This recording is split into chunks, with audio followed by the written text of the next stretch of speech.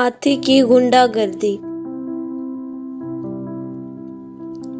एक दिन जंगल में एक अजीब सा शोर मचा।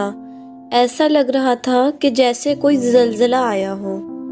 एक परिंदे ने घोंसले से बाहर झांक कर देखा तो सामने एक हाथी दरख्त को जोर जोर से टक्कर मार रहा था। वो हाथी रामू था, जिसे पेड़ों को गिराने में बहुत मजा आता था, खासकर वो पेड़ जिन पर परिंदों ने अपने घोंसले बनाए हुए थे। रामू की जिद थी कि वो किसी भी हाल में नहीं रुकेगा, चाहे किसी परिंदे का घोंसला ही क्यों न टूट जाए। इसने परिंदों की फरियाद नहीं सुनी और टकरे मार मार कर सारे घोंसले गिरा दिए, यहाँ तक कि मीनू चिड़िया का घोंसला नीचे आ गिरा। मीनू रोती रही और रामू हंसते हुए चला गया। रामू की शराफत का ये हाल था कि इसने जंगल में सैकड़ों परिंदों के घोंसले तबाह कर डाले। इस जंगल में एक अपाहिज तोता मिट्ठू भी रहता था, जिसका अपना कोई घोंसला नहीं था। एक दिन कालू कौवा आया और वो वादा करके चला गया कि घोंसला बनाने में मिट्ठू की मदद करेगा। लेकिन फिर वो अपनी दोस्त से मिलने निकल गया और मिट्ठू को अकेला छोड़ गया। मिट्ठू ने आंसू तो बहाए मगर हिम्मत न हारी।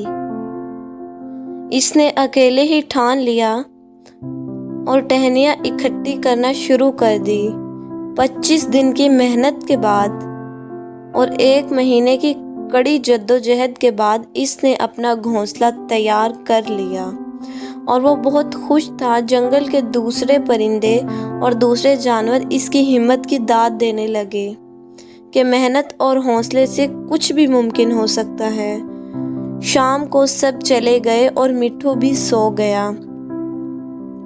सुबह एक बार फिर वही धमक की आवाज आई और वो जाग गया। बाहर देखा तो रामू हाथी फिर वही पेड़ गिरा रहा था।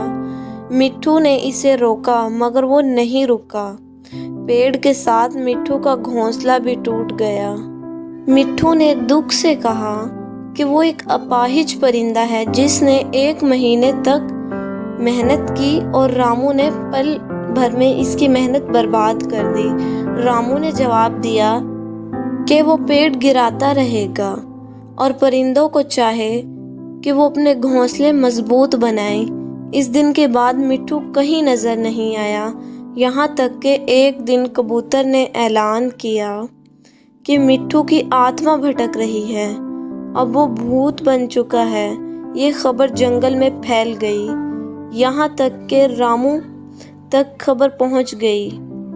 मगर रामू ने इसका मजाक उड़ाया और बोला वो नहीं डरता।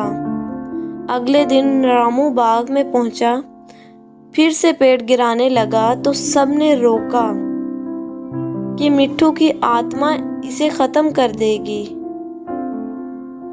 मगर वो हंसता रहा और पेड़ गिराने पर तुला रहा। तभी सबने अचानक देखा कि मिट्ठू इसी पेड़ पर अचानक से आकर बैठा। इसने रामू से कहा इसकी दुश्मनी ने इसकी जान ले ली थी और अब वो इसे सजा देने आया है। रामू ने मजाक उड़ाया मगर जैसे ही मिट्ठू ने इशारा किया, रामू हाथी हवा में उड़ गया और तालाब के ऊपर जाकर रुक गया। रामू ने माफी मांगी और वादा किया कि वो अब किसी पेड़ को नहीं गिराएगा और जिन परिंदों के घर इसने तोड़े हैं इनको दोबारा बनाएगा। फिर वो जमीन पर वापस आ गया। तोते ने इसको हुक्म दिया कि सबसे पहले टीनू चिड़िया का घर बनाओ। रामू तुरंत रवाना हो गया, टीनू से माफी मांगी और घोंसला बनाने के लिए टहनियाँ इकट्ठा करना शुरू कर दी। तभी एक राज खुला कि मिट्ठू जिंदा है। नीलू परी ने बताया जब मिट्ठू का घोंसला टूटा वो इसके पास आया और दोनों ने मिलकर रामू को सबक सिखाने की योजना बनाई। नीलू परी ने रामू को हवा में उठाया था।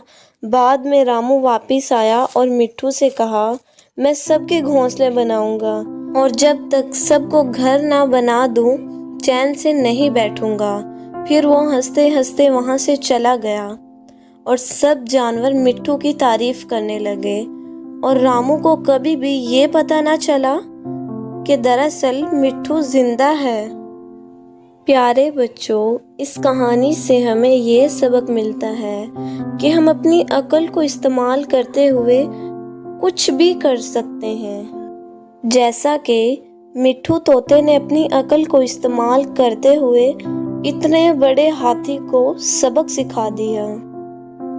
Please subscribe and like my YouTube channel. Thanks for watching.